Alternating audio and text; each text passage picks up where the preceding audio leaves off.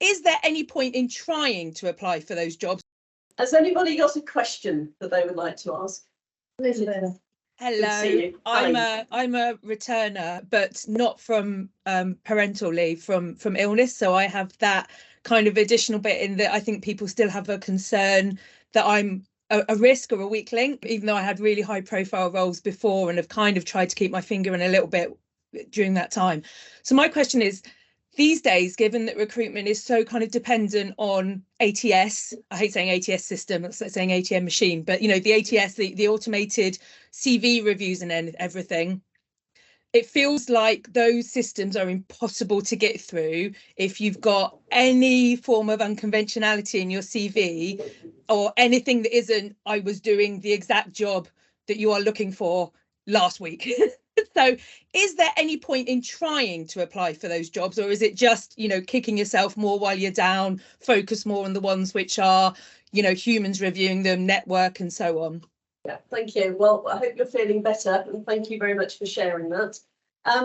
The ATS blocker, Juliet, I think Juliet and probably Tricia have probably got some thoughts on that. I'll start with Juliet. Juliet, tell us. Elizabeth, I feel your pain.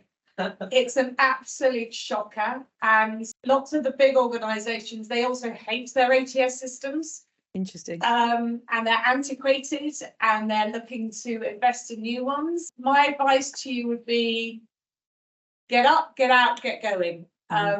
Network like crazy.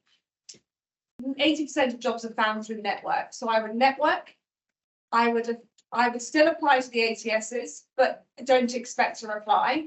And just put your big girl pants on and expect that you won't get a reply, because most of these companies are absolutely shite when it comes to the ATSs and returners. I would go directly to the companies that you're interested in and seek them out. Yeah, and network. Yeah, work on 3 degrees of separation. Lots of people know lots of people, and in turn know lots of people. But most people hate the ATSs. You're not alone. Good to know. I won't take it too personally. The other thing that does mean that you've got to play the game with the ATS.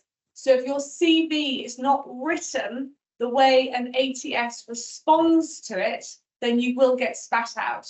So my other top tip is make sure you invest with a professional CV writer to write a CV in a way that the bots respond to rather than spit out. And I think I read, I'm sure Amanda will do, most CVs I read have been woefully poorly put together and do a disservice to that candidate. I think Tricia would just like to add something.